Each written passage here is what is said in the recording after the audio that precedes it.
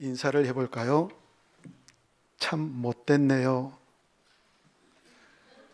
그렇게 인사를 하고 주먹이 날라오기 전에 바로 또 이렇게 인사를 바꿔서 해봅니다. 그래도 나보다 더 낫네요. 그래도 째려보는 사람들이 있나요?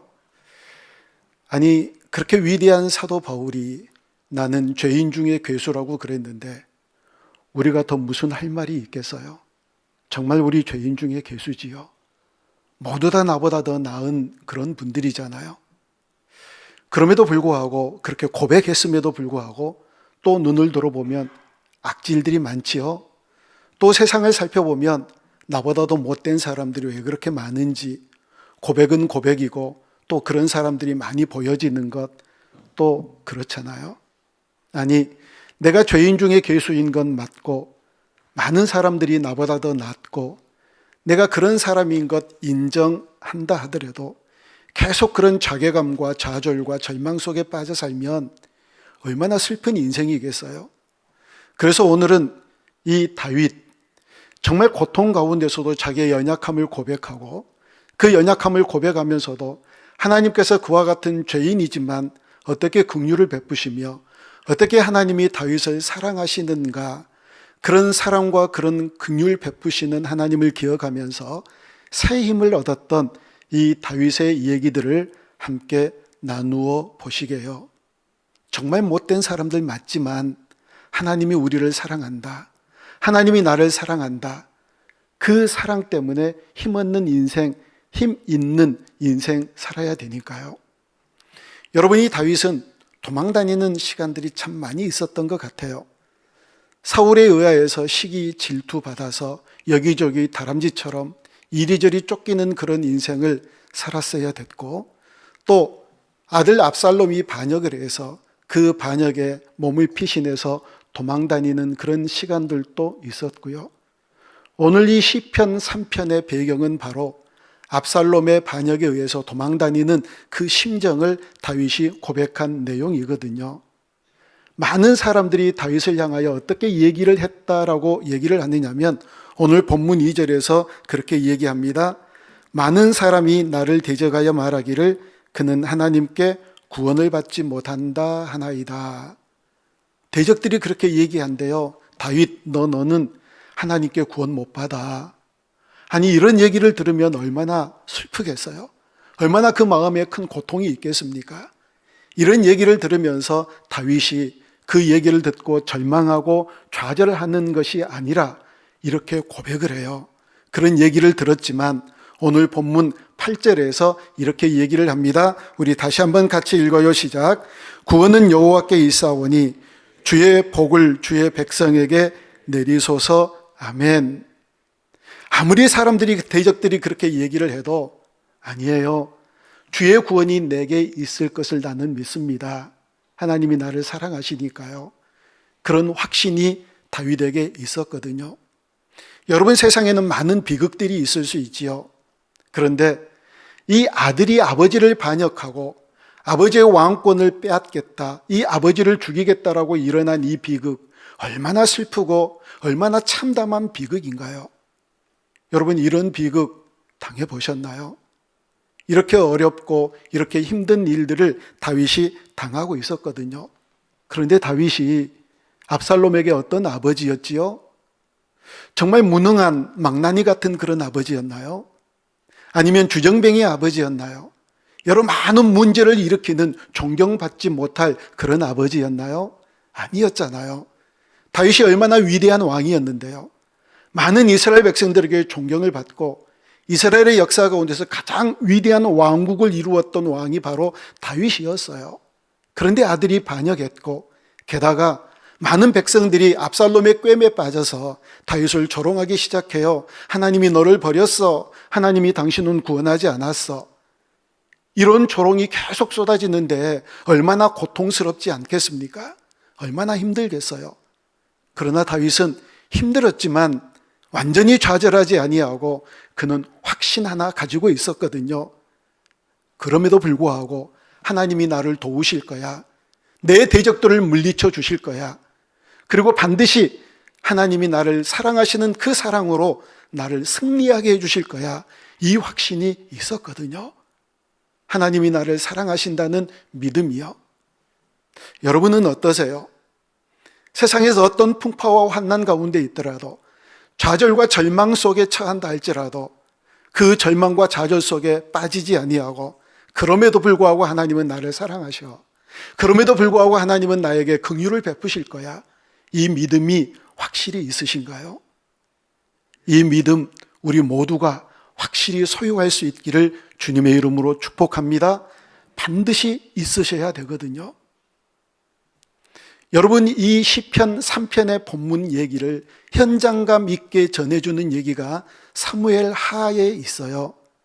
사무엘 하에 보면 이 다윗이 압살롬의 반역에 피해서 도망가는데, 시므이라고 하는 한 사람이 다윗과 장군들과 많은 신하들이 옆에 있는데 이렇게 저주를 퍼부어요. 피 흘린 자여, 저주받은 자여, 사악한 자여, 가거라, 가거라, 가거라. 아주 예쁜 말로 성경에 기록되어 있지요.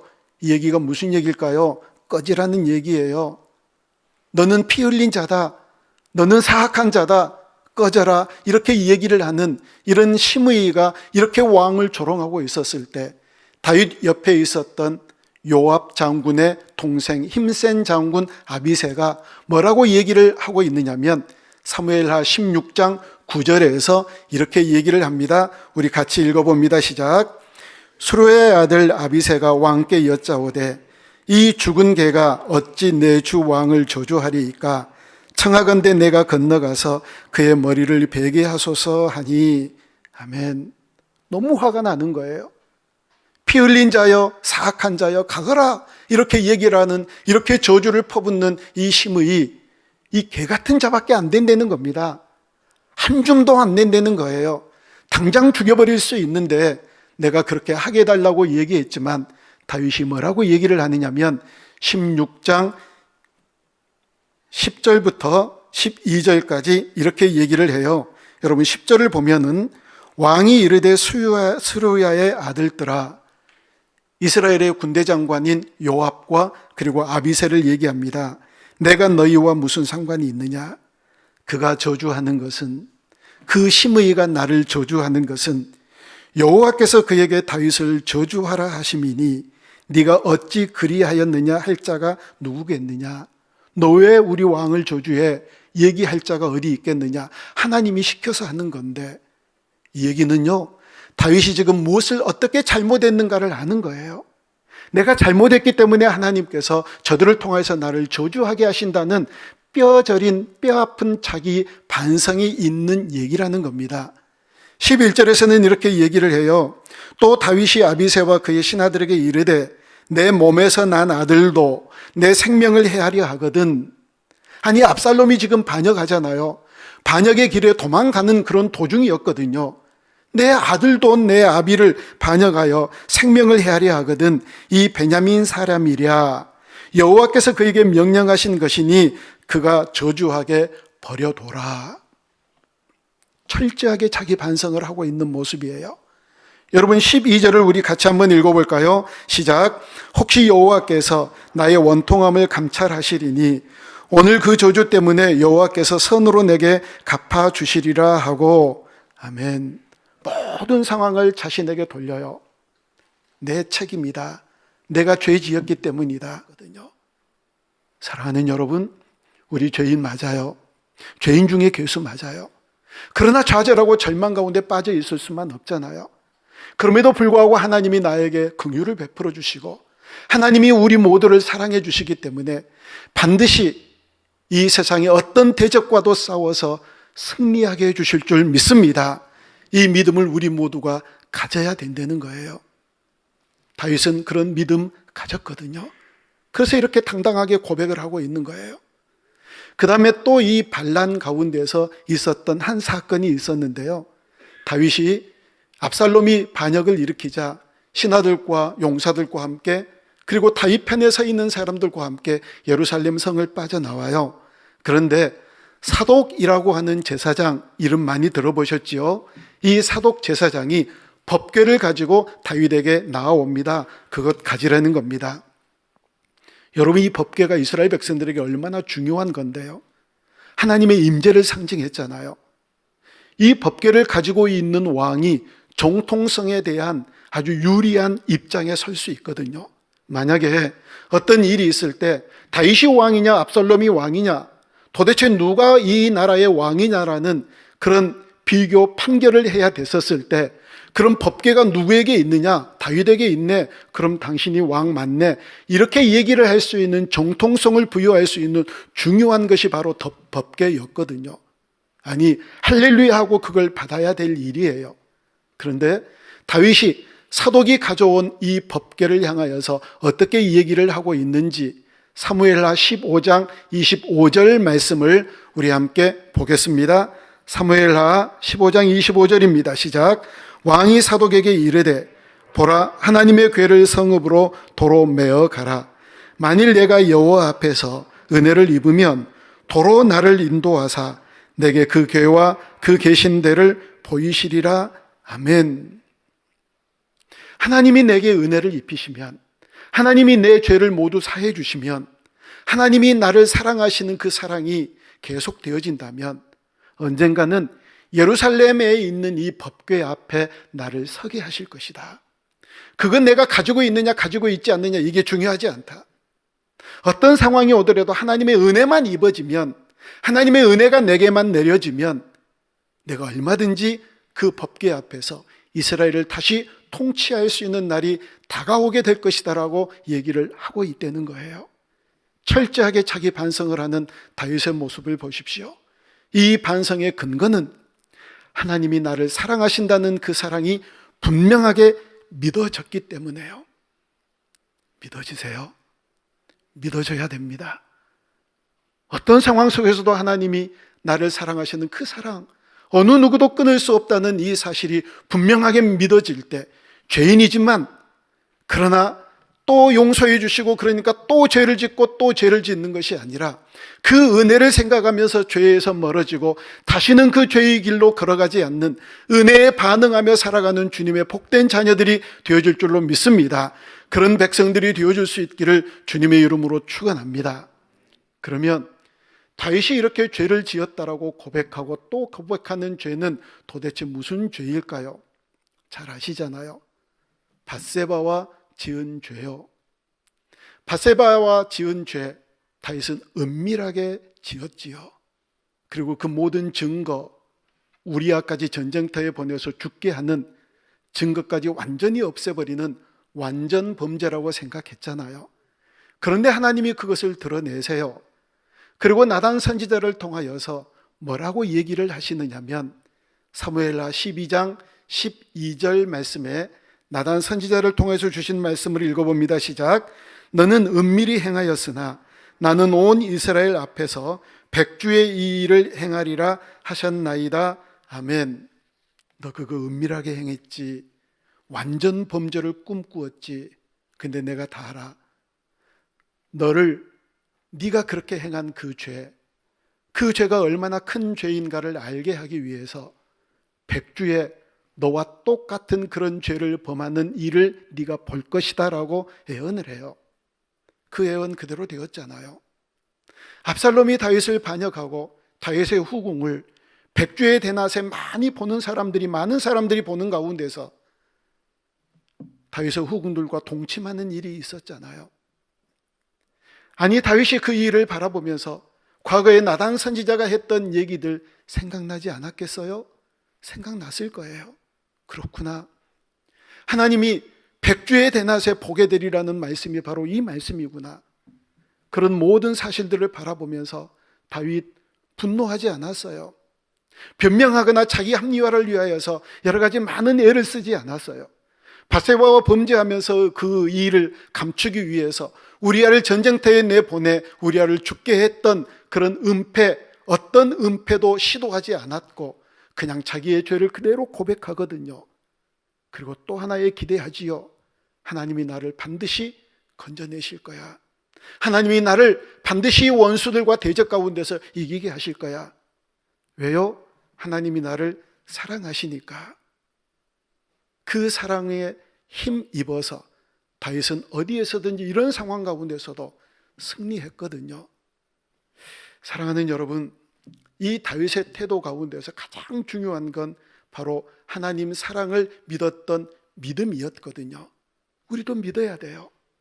이 사랑을 분명하게 믿으면 그 사랑받는 자녀들이 어떻게 이 세상을 허툴게 살아갈 수 있겠어요? 어떻게 어깨를 축 늘어뜨리며 폐잔병처럼 그렇게 살아갈 수 있겠습니까? 죄인이지만 당당하게 살아가는 거지요.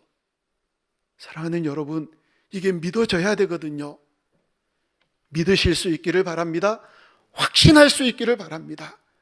그래야 그 다음의 신앙생활이 하나님 앞에서 기쁘고 즐겁고 우리 주님 기뻐하시는 것이 내게 기쁨이 되고 우리 주님 싫어하는 것은 나도 싫어하는 그런 복된 인생길을 걸어갈 수 있게 될 줄로 믿습니다. 이게 믿어져야지요. 이게 믿어져야. 중요한 것 우리가 생각해 봐야 될 것이 있어요. 많은 사람들이 도대체 기독교는 왜 그래? 아니 그렇게 사악한 죄를 저질러 놓고 그렇게 음란한 죄를 저질러 놓고도 예수님 나 용서해 주세요. 아니 그러면 용서받는데 다른 종교 봐. 이런저런 고행도 해야 되잖아. 이런저런 많은 노력도 해야 되잖아.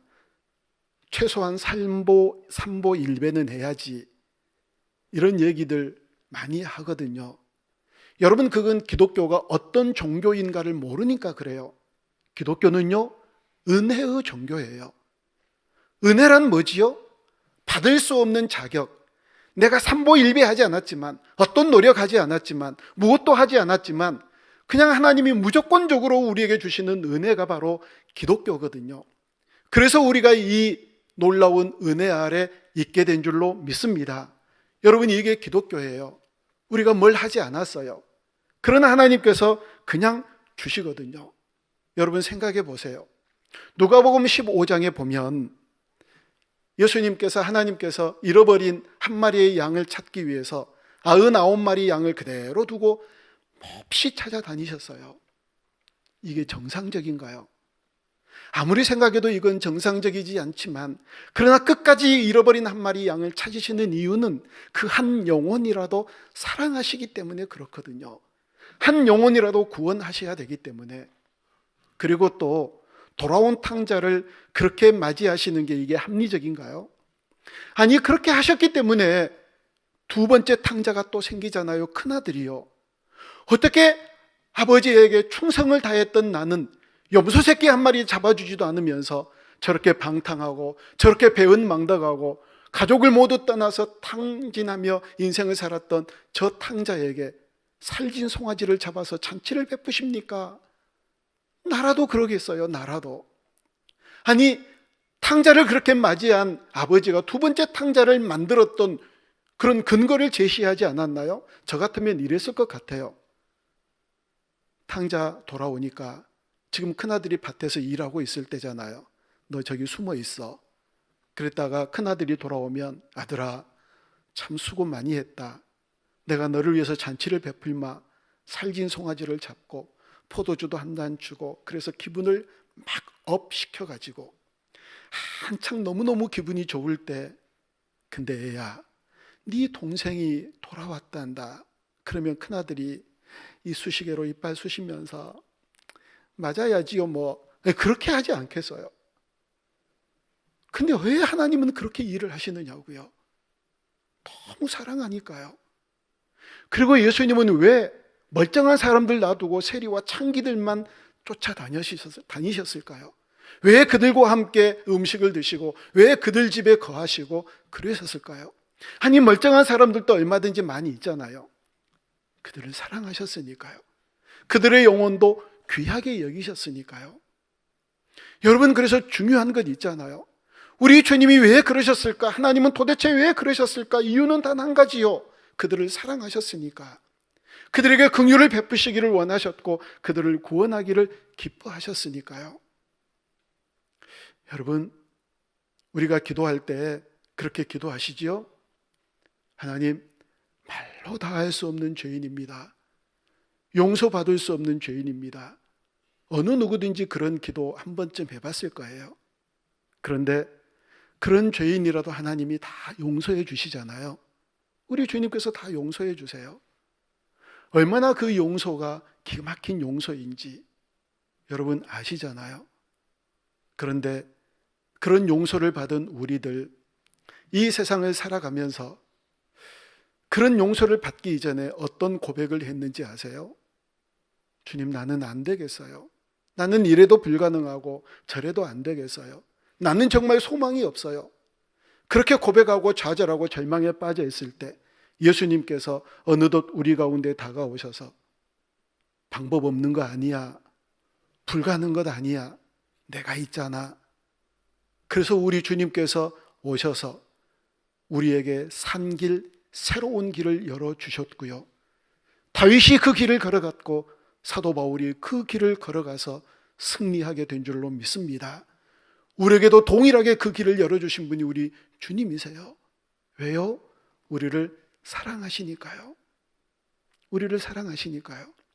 이 사실이 분명하게 믿어지고 이 믿음이 점점 커질 때 주님의 사랑을 받은 자들, 주님이 기뻐하시는 일들 아름답게 감당하며 살아가게 될 줄로 믿습니다. 사단은요, 온 인류를 지 손아귀 위에 잡고 있었어요. 어느 누구 한 사람도 천국에 가지 못하게 할 거야. 어느 누구도 구원받지 못하게 할 거야. 내가 이 모든 사람들을 내 손아귀에 붙잡고 있는데 이건 하나님도 어찌할 수 없어. 그렇게 큰 소리 치고 있었을 때 우리 하나님께서 우리 예수 그리스도를 보내주셨어요. 그리고 그 주님을 믿고 의지함으로 그 주님의 사랑으로 인하여서 그 모든 사단의 괴계를 벗어나서 승리하게 해 주셨거든요. 좌절하고 절망하고 나는 정말 못된 사람이야, 이렇게 생각할 수밖에 없는 우리들, 그러나 다윗처럼 바울처럼 하나님께서 우리를 위하여서 열어놓으신 새롭고 산 길, 그 길을 믿음으로 당당하게 걸어가서 하나님 사랑 많이 받고 그 사랑 안에서 기쁨으로 행복함으로 살아가는 우리 모두가 되어줄 수 있기를 바랍니다. 여러분 아세요? 부모의 사랑을 받는 아이들 뭔가 다르다고 그러잖아요. 심지어는요, 강아지도 달라요. 주인의 사랑을 많이 받는 강아지는요, 아주 태도가 당당해요. 그런데 맨날 주인이 발로 차는 강아지는요, 이웃집 아저씨도 발로 차요. 쟤는 지 주인도 발로 차더라. 그러니까 나도 찬다. 그래도 되는 줄 알고 차거든요. 그런데 주인의 사랑을 많이 받는 강아지는요, 너무너무 사랑스러운 짓만 해요. 그러니까 사랑받거든요. 우리 자녀들도 마찬가지잖아요. 사랑받는 짓을 하니까 사랑을 듬뿍 주지요. 그러면 그 사랑을 받은 자녀들이 얼마나 또 사랑스러운 짓을 많이 하는데요. 막 그냥 부모의 주머니를 탈탈 털어요. 그걸 알거든요. 부모의 기쁨이 무엇인지. 여러분, 하나님의 사랑을 받은 자들은 그렇게 살아갈 수밖에 없어요. 하나님이 이런 자들을 사랑하시는구나. 그래서 내가 이런 삶을 살아야지. 그러면 또 하나님의 주머니 터는 거예요. 그 사랑을 받아서 세상 사람들이 쟤는 왜 저렇게 행복해? 하나님 사랑받아서 행복하대. 쟤는 지지료도 가진 게 없는데 왜 뭐가 그렇게 좋아? 하나님 사랑받아서 그런데. 그 주님 사랑 때문에 이 세상의 모든 사람들에게 행복을 나누어 주며 축복의 통로되는 삶을 살아가는 우리 모두가 되어줄 수 있기를 주님의 이름으로 축복합니다.